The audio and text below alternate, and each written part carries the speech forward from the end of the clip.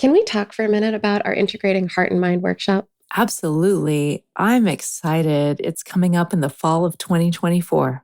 I'm so excited. We changed the format to make it more accessible to people with like work schedules and personal schedules. And so this time we're going to do it 3 hours on a Friday afternoon or evening, depending on where you're at, and 5 hours on Saturday for 2 different weeks in September.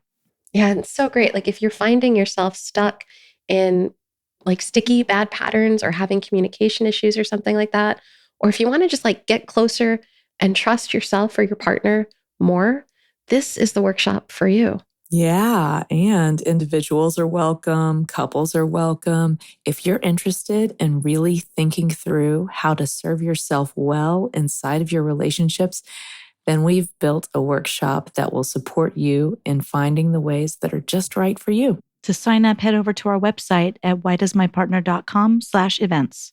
We hope you'll join us. Welcome to the Why Doesn't My Partner podcast. I'm Jules. I'm Vickey. And I'm Rebecca. We're your hosts. We're also couples therapists and messy humans bumbling through our own relationships every day. We met through our training and practice of relational life therapy. Between us, we have more than 40 years of experience holding hard relational questions with our clients. We're going to bring those questions here. And together, we're going to take a stab at answering those questions.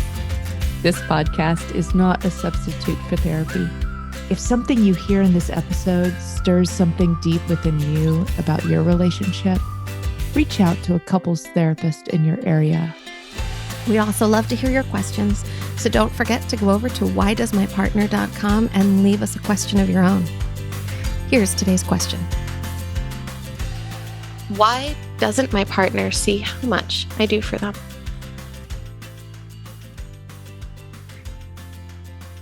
Should I say again that I love this question? Because I say that every time. I was just going to say you say that every time. Jules really does love every single question. I actually do love every single question. Yeah, you do. But that's because they're all relational gold. Exactly. I love these questions. I love this one because I think it highlights one of the biggest issues that we have entering into relationship. And that is that we're taught to be so self-focused. So incredibly self-focused. Tons and tons of self-focus. And it shows up inside this question. It shows up, that issue shows up all over the place for me. Mm-hmm. So for example, if I'm in this space of self-focus and I have this question, I might go to a space of blaming my partner. Moving into this space where it's your fault that we're not getting along better. You don't see everything I'm doing for you. You know, that you're ungrateful. You are using all my energy. Yeah. And even though it's got a lot of you language in it, the core of the thing is you are hurting me by what you are not doing. I'm sorry, I'm giggling at that.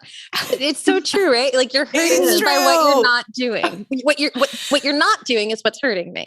It's such a weird, like when you really break it down and slow down that statement, because that is what we're saying, right? Like that is yes. Why when you make a comment like, why doesn't my partner see what I'm doing?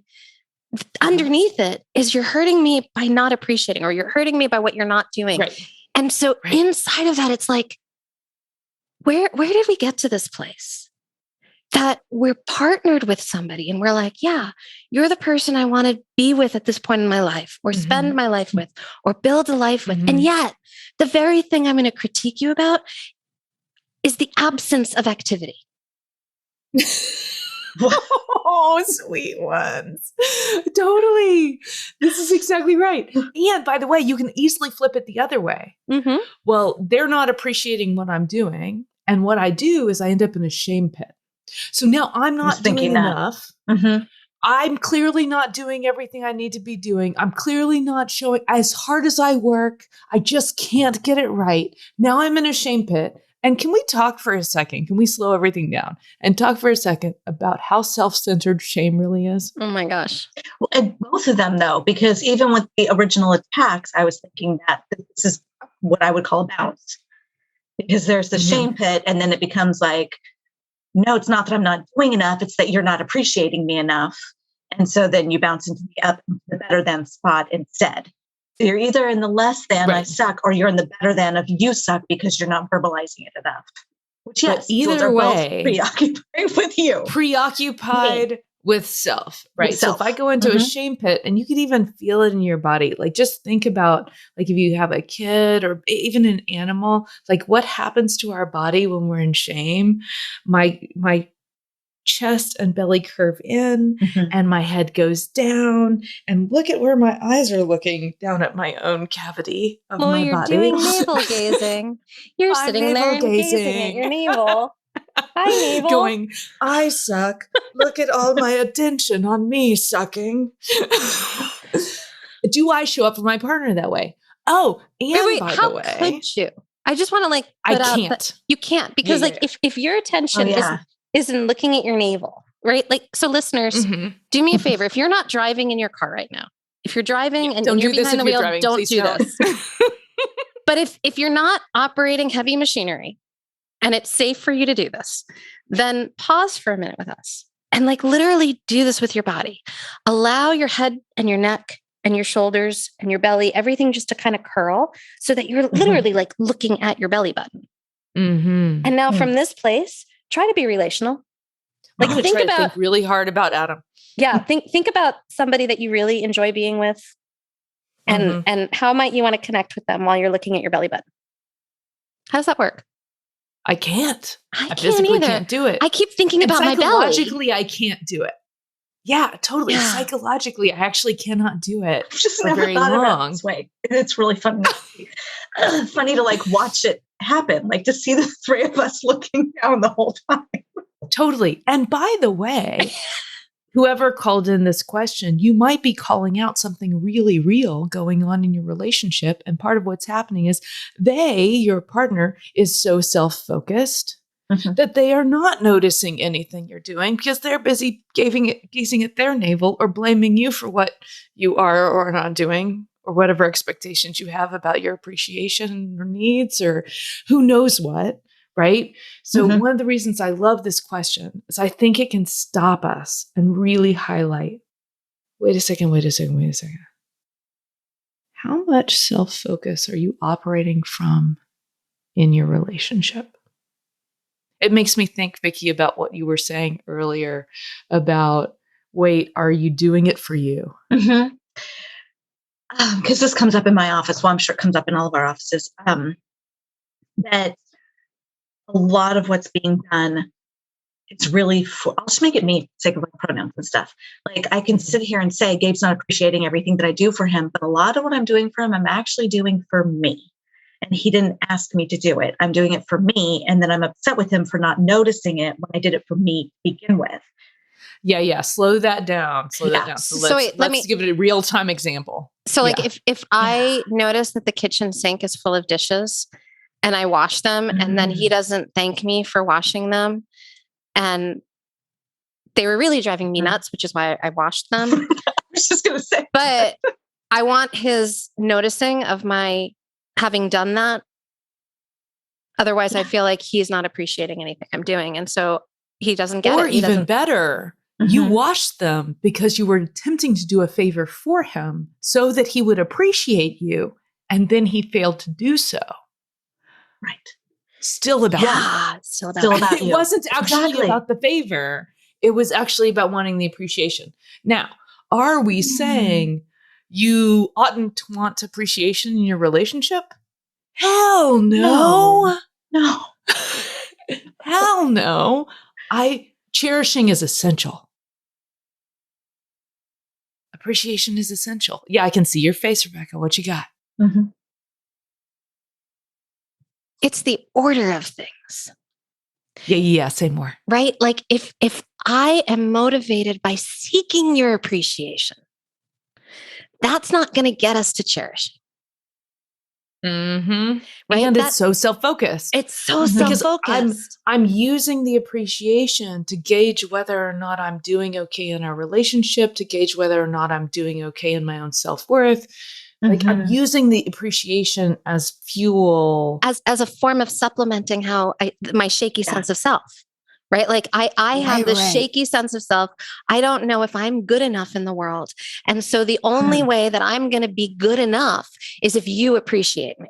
I know that I'm not good enough in the world, by the way. I don't even know if I think I'd go, it's not so much I don't know if I am, it's that I know that I'm not. If you're really living in that, because that's my world. So my default is less than, and I'm what we call society-based. And so this is me. So it's not even, I don't know if I am, I know I'm not, until the other person, which for me happens to be, it's whoever I make it out, and God bless them, it's not Gabe. I don't know why, but I need the other person to tell me that I am okay, because I'm not without it. I gotcha. So if I was like, oh, Vicky, you did such a great job on this thing, yada, yada, yada. Oh no, for you, it's more like, I like you so much. Like, no, you're right. I did such a good job. Like I use my performance to get people to like me. So if I say that, it's not that it actually even corrects the self-esteem stuff for you or the self-worth stuff for you. It's that for a second you get to forget that you think you're so bad. Yes. So it buoys it for a second. Yeah. Yeah. I mean, I will go so far as to say I've done a lot of work, so this isn't my world as much anymore. So there's that. But this is me about 5 years ago. Yeah. And it was more, I don't want to say authority, like a boss. It was a teacher, a boss, someone in charge. Or the boys in college who didn't like me, they weren't really in charge. But like once Gabe started liking me, it wasn't him anymore. So I think in some ways I'm very lucky that it wasn't my romantic partner. The problem is once I became self-employed and I didn't have a boss, I honestly thought I was like healed, not by having my own worth, but because I didn't have the boss to give it to me. So I was like, oh, I'm good. And then a family issue happened a couple of years ago with my cousins and I was shattered all over again. So can is it okay if I play with this a little bit? Yeah. Because it feels to me like it has something to do with how you see yourself in relationship to whatever it is or whoever it is that you deem superior. Yes. There it is. Yeah. Yeah. Yeah. And I think you're like not alone in this, Vicky. I think a lot of people, especially in this culture, especially in this country, America, that we live in, I think like superiority really drives a lot like of this power over, power under dynamic that we live inside of, right? Like where do we perceive to be that superiority? That's what we orient ourselves around. And whatever we deem to be that, often the white male body, right? Whatever we deem to be that superior source, that's what we all try to orient ourselves around pleasing. Yeah. That is the perfect word for it, superior. Somehow Gabe is not superior to me. Well, but notice what is or is not superior to me is incredibly subjective because it's based on my experience. Yes. And it's also mobile, right? So my subjective experience can change. Yes. So like it was Gabe until you realize Gabe likes you, and then it's not Gabe, it's somebody else. Yeah. By the way, those of us who buoy self-esteem with other people, we do not tend to do well at buoying our self-esteem with other people who give it to us very easily. We want somebody who's a hard get. We like challenges.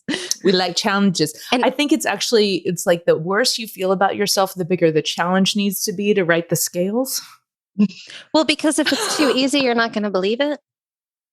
Right? Totally. Yeah. It's like, it's got to be really a really big get. Otherwise it doesn't really disconfirm, right? This thing I think I know. And I want to say this thing I think I know, which is that I don't have worth. Yeah. Right. I got a story for all of you, for all of our listeners. You're not defective and you have worth. That's the whole story, by the way. You are not defective. You're not defective. Right. And you have worth just for being you. Just because you were born. But now here's the thing. We often walk around like seeing ourselves, everybody, in these separate bubbles. But in truth, when we're in relationship, those bubbles like overlap and interlock. Yeah, like a Venn diagram. So Like a one Venn circle diagram. overlays over the other. Right. And it forms like this little overlap area. Right. And so when we're self-focused, we're only seeing our own circle. But when we're in that Venn diagram and there's that overlap area, that like weird, I don't know what, it's not quite an egg. It's a little bit pointy, but that weird shape in the middle, that's the us. That's we. That's our biosphere that we're both living inside of this relationship. So if we want to like stop navel gazing, we need to move into that space. Right. Which means, and here's where we're going to get kind of confusing before we end here. We need a U-turn. I actually want you to use your self-focusing skill to become less self-focused. What? So I was say, you might need to say that again. Exactly. I want us to use our self-focusing skill to become less self-focused. So what I want to do is I want to turn in. And so let's say I ask this question, why doesn't my partner appreciate me more? And I turn in and I want to ask, who's the focus of this question? What is it exactly that I'm wanting when I ask this question? What need is not being met? Me. Right. It's about me again. It's about me again. Right. And then I'm going to use that information to make a decision. Do I want to stay in my self-focus, or do I want to move into us? Do I want to come into relationship? And it might be that I want to share something vulnerable, like appreciation means a lot to me, and I'd love to have more of it. And here's how it would actually land well. Can I give you some guidelines? Can I give you some guidance? It's probably better on how to do that. Or it could be, I've been appreciating you the way I would want people to do stuff for me. Is that the way you like it, actually? Or have I just been doing like, it's like in a lot of times we'll do this with sexual touch, where I'll touch my partner like I want to be touched, and he touches me like he wants to be touched. But oops, we weren't paying attention to what the other person actually felt good to the other person. Right. Exactly. So it happens all the time in my office where people come in. This is common in heterosexual couples, where he'll be complaining that they don't get to the sex fast enough, and she'll be complaining that we're moving too fast out of the foreplay. And what's going on is she's spending lots of time stroking his shoulder and gazing into his eyes, and he's grabbing her boobs. And it doesn't feel good to either one of them because they're giving each other what they actually want, right? Yeah. I have so much to say about that, but I think I'll save it for an episode on sex. But let me, you know what? I'm just going to throw one thing in because we just brought it up. Yeah. And here's this tiny little tip for our listeners around sex. Make sure that you are enjoying the touch that you're giving or receiving. I love that you said it like that. Yeah. Make sure you are enjoying the touch that you're receiving, but also that you're enjoying the way you are touching another. Yeah. Like if you're not enjoying the sexual moment, the act, the moment of intimacy, then what the heck are you doing there? Right. And so bringing this back now to this question, like, right, why doesn't my partner see how much I do for them? What if you instead of being so filled with that resentment that they're not seeing how much you're doing for them, what if you got a little playful and curious with it and you turn that upside down? And instead of coming at it from that resenting kind of contemptuous place, what if you came at it from, hey, honey, do you see what I just did? Look at that. I'm so proud of me. And it was actually not about getting appreciation from them. It was about giving appreciation to you. That's right. It's not, we're not doing that in a manipulative way. It's not about getting them to appreciate me more. No, it's about celebrating yourself with them. It's about celebrating yourself. Yeah. I love that you brought up the word resentment too, because it could be when we get a question like this, what's actually going on is you're doing too much. You're doing too much. Resentment. I love resentment. I say I love the weirdest things. I know that. You love grief, you love resentment. I love grief. I love resentment. I love it when we get rage coming up in our bodies. Remorse. It's a bit for connection. So let me tell you why I love resentment. I love resentment because it's my guidepost that I ought to have set a boundary. I did not. Right? Say it again, Jules. I love resentment because it is a guidepost. It tells me I ought to have set a boundary that I did not set. Boom. Sorry, right? I'm just gonna make so sound resentment isn't about the other guy. It's about resentment isn't about that other Mm-hmm. human. Resentment is a sign to me that wait a second. You I need overextended. something. Mhm. I overextended. I need something I didn't ask for. So it could be, honestly, loves, that you're doing too much. You're doing too much. So one of the U-turns there is pause, rest, Mhm. Take note. and reevaluate. What are you doing? Totally. And come back into us. If you are in a relationship right now, here's great news. You are not alone. Now, you may be experiencing deep aloneness inside of your relationship. And if you are, I'm sorry, because there's nothing more painful than the spotlight of loneliness in a relationship. If I'm on my own and I feel lonely, it's like, well, obviously there we are and I'm fine. But if I'm facing my partner every day and still feel lonely, the spotlight is excruciating on that problem. And the truth is you're not alone. And you can ask for more help. And you can say, you know what? This actually doesn't work for me. I'm not going to do this anymore. That's right. Yeah. Whether it's the dishes or doing all the invisible work we talk about, whether it's birthday parties, organization, or remembering like how the calendar works, whatever it is you're doing that feels like it's too much, you can stop and you can move into the us space and ask for help. Love it. Yes, we're using our self-focus to get out of our self-focus today. Love it. Let's end there.